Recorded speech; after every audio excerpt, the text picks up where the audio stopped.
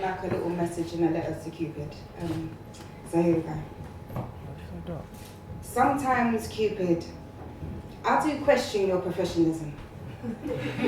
You cannot really be this fucking irresponsible. It's like you woke up one day, smoked weed and got high and decided to fly around. Bow and arrows at the ready, letting off random shots like you were aiming for raindrops in a hurricane. You, little dude, have got some really shit aim. I mean, how else could you decide that I should be the golden prize for a knight in rusting armor? Who would come swooping into my life, wielding his sword of lies and bullshit promises? Who would hide behind his shield of sweet nothings and trust issues? You really didn't think this shit through. I remember you shot me in the knees and I fell so hard for him. I landed face first and shattered my smile. I would jump over hurdles with his image in my mind, and every time that I would approach the finishing line, I would stumble on his faults and land on my pride. And every time that I'd arise to walk by his side, my bloody knees would give way. I can still feel the pain in every step that I take. It's like a niggling feeling that just won't escape. It's so deep within that I don't even trust myself to stand alone. You once shot me in the ears and I was deafened by the soothing tones of his voice. I can no longer hear the surrounding noise.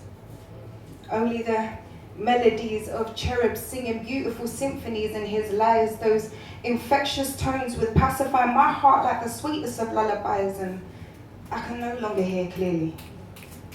I would selectively hear his words to upease my reality, because at night as I would lay by his side to sleep, I could no longer hear his heartbeat for me. You once shot me in the eyes and I cried so many times that breathing became easier underwater. I tried to wash away his stains with my tears, but even through my blurred visions, I can still see his reflection in them. I can still make out the tiniest of scars that he left in my heart, and I fear that I will never be able to heal them because I still wear the wounds in my broken smile from when you shot me in the mouth, and it still hurts me to say his name. He's so deeply embedded within my veins that even my heart beats memories of his kiss. You took away the honesty I once felt in his lips, and all that remains is bitterness. And I just want to find a love that leaves me with butterflies in my stomach instead of moths in my closet. I want to wear my heart on my sleeve and not have to use it to wipe my tears at night. I want to stand by the side of the man whose rib I was made from, and I want to be the very edges of his smile. And I just want you to stop being so fucking irresponsible, because I'm tired of you using me for target practice.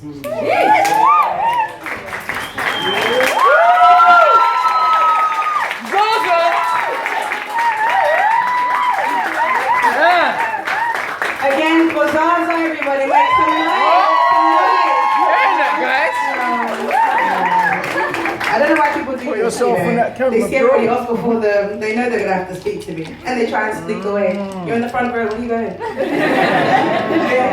Zaza, where can we find you? Talk to us. I've yet to set up a proper Instagram page, but I'm on Instagram under Ulala. It's a 0, 3 O's and a Lala. And then in Snapchat, it's the same thing, I believe. I can't even remember what my name is. And so it's, one more time, if you want to follow it's at, it's 10 and then it's 3 O's, Lala. Okay, so like, ooh la la la.